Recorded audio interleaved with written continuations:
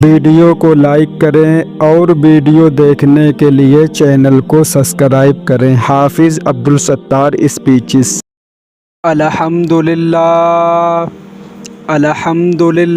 नहमदुहु व नुसल्ली अला रसूलिहिल करीम, अम्मा बाद, फ़अऊज़ु बिल्लाहि मिनश शैतानिर रजीम, बिस्मिल्लाहिर रहमानिर रहीम। अल्लाह ताला से दुआ है, अल्लाह ताला सही तरीके से बात कहने की, सुनने की, समझने की, फिर उस पे अल्लाह ताला हम सब मुसलमान भाइयों को अमल की भी तौफ़ीक अता फ़रमाए। कुल्लु नफ्सिन ज़ाइक़तुल मौत, हर नफ्स को मौत का मज़ा चखना है। हर इंसान ये जानता है कि एक दिन हमें इस दुनिया फ़ानी से रुखसत होना है। हमें जाना है अल्लाह तबारक व तआला के सामने, और हमने जो कुछ भी किया है अच्छा बुरा उसका हमको हिसाब देना है। ये तो हर मुसलमान जानता है और हर मुसलमान का ईमान है। लेकिन अगर उनसे पूछा जाए कि आपने क़ब्र की तैयारी कर ली, आपने मौत की तैयारी कर ली, तो वो कहते हैं कि हमने अभी तैयारी नहीं की। जब सर्दी आने वाली होती है तो इंसान गर्म कपड़ों का बंदोबस्त करना शुरू कर देता है। जब गर्मी आती है तो ढीले ढाले कपड़े, सूती कपड़े ख़रीदना, सिलवाना शुरू कर देता है। जब बरसात आती है तो अपने सर ढाँपने के लिए जगह तैयार करने लगता है। लेकिन वो ये नहीं सोचता है कि जो ज़िंदगी ख़त्म होने वाली है उसके लिए तो इंसान इतनी तैयारी करता है, लेकिन जहाँ हमें हमेशा रहना है उसके लिए कोई तैयारी नहीं है। हम लोग जनाजे में जाते हैं, मैयत को कंधा भी देते हैं, नहलाते भी हैं और कब्र पे मिट्टी भी डालते हैं। लेकिन इंसान ये काम तो करता है, लेकिन उसके दिल में ये नहीं होता है कि एक दिन हम भी ऐसे ही, हमको भी उठा कर लाया जाएगा। हमको भी 4 लोग कंधे पर लाएंगे, यहाँ अकेले तन्हाई वीराने में अंधेरे में छोड़कर मेरे माँ बाप हमको चले जाएंगे।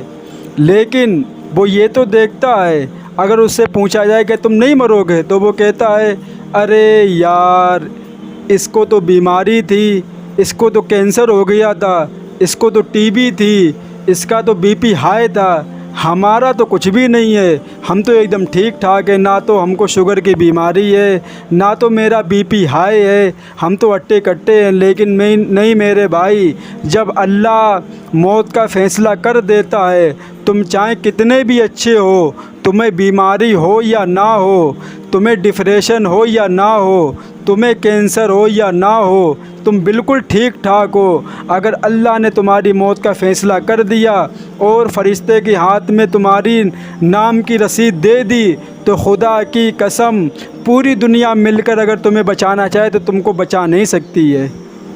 तो मेरे भाई, हमको ये भी सोचना है कि हमें एक दिन दुनिया से जाना है और हमें अपने किए का हिसाब देना है।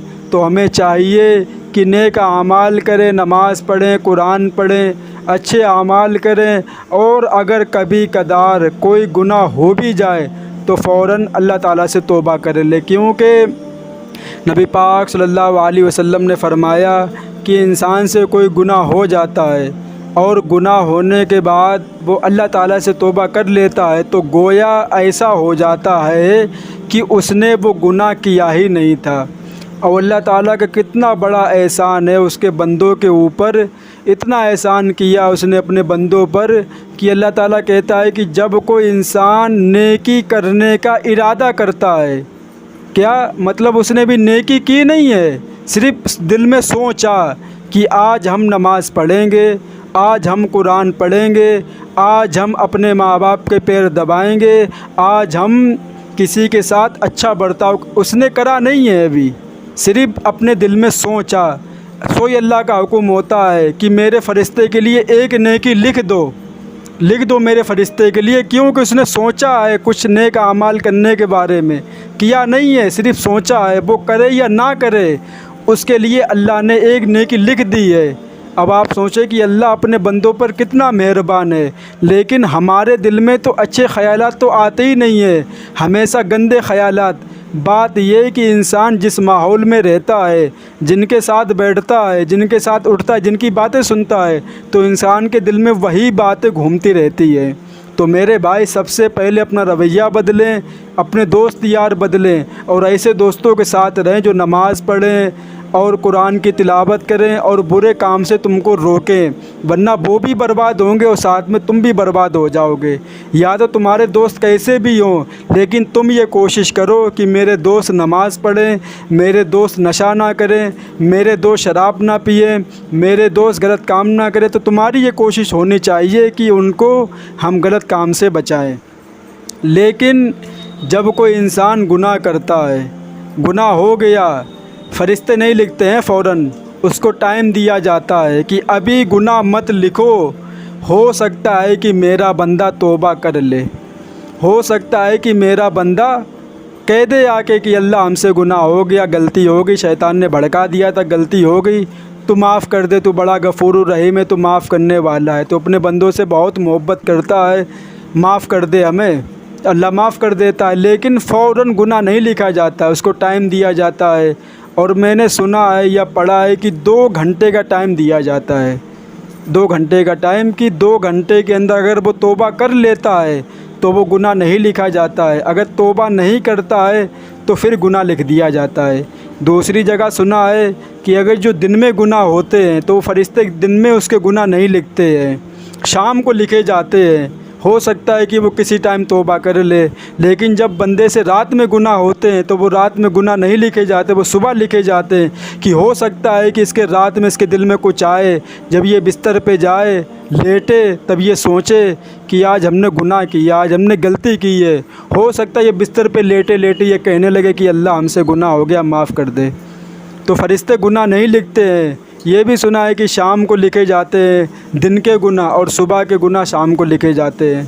تو میرے بھائی اللہ کتنا مہربان اپنے بندوں کے اوپر، جب اس کے دل میں نیکی کا خیال آئے تو فوراً نیکی لکھ دی جاتی ہے، لیکن جب وہ گناہ کر بیٹھے تو اس کو ٹائم دیا جاتا ہے کہ ہو سکتا ہے کہ میرا بندہ مجھ سے توبہ کر لے۔ تو میرے بھائی موت بہت بڑی حقیقت ہے، اور ایک دن ہم سب کو اس کا سامنا کرنا ہے۔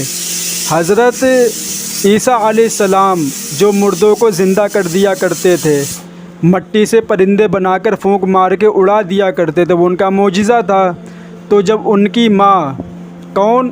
حضرت مریم علیہ السلام، جب ان کا انتقال ہوا تو وہ گئے اپنی ماں کی قبر پہ اور یہ کہنے لگے کہ ماں، ہم تو مردوں کو زندہ کر سکتے ہیں، ہم کو مٹی سے پرندے بنا کر پھونک مار کے اڑا سکتے ہیں، تو ہم آپ کو دوبارہ زندہ کر دیں؟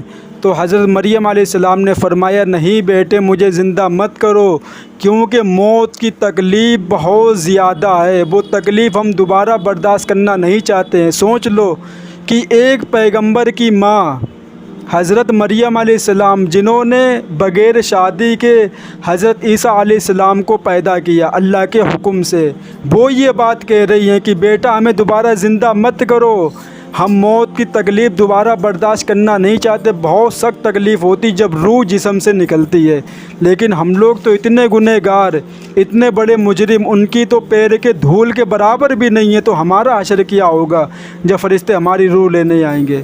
ہمیں سوچنا ہے اس کے بارے میں بھی۔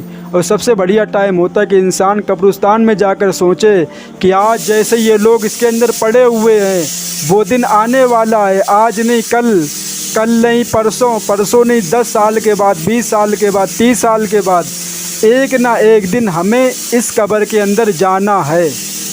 تو میرے بھائی جب انسان اپنی موت کے بارے میں سوچتا ہے تو پھر انسان نیک اعمال کرنے کی کوشش بھی کرتا ہے۔ نبی پاک صلی اللہ علیہ وسلم نے فرمایا، بس یہ آخری حدیث سنا کے بعد ختم کرتا ہوں۔ نبی پاک صلی اللہ علیہ وسلم نے فرمایا کہ موت کو کثرت سے یاد کرا کرو۔ کیوں؟ کہ جب انسان کوئی موت کو کثرت سے یاد کرتا ہے تو برے اعمال اس کے دماغ سے نکلتے ہیں اور وہ نیک اعمال کرنے کی اس کو توفیق ملتی ہے۔ اس کو یہ محسوس ہوتا ہے کہ ایک دن ہم بھی چلے جائیں گے دنیا سے، تو ہم کیا کر رہے ہیں، کیسے زندگی گزار رہے ہیں۔ تو میرے بھائی موت کو یاد کرا کرو، لیکن بہت سے لوگ کہتے ہم تو موت کا تذکرہ کریں ہمیں تو ڈر لگنے لگتا ہے۔ میرے بھائی یہ تو سامنا تو ہر انسان کو کرنا ہے، تو موت سے ڈرنا کیا، اس سے دوستی کر لو، نیک اعمال کرتے رہو، بس موت سے ڈر نہیں لگے گا۔ اللہ تعالیٰ سے دعا ہے اللہ تعالیٰ موت سے پہلے موت کی تیاری کرنے کی توفیق عطا فرمائے۔ وآخر دعوانا والحمد للہ رب العالمین۔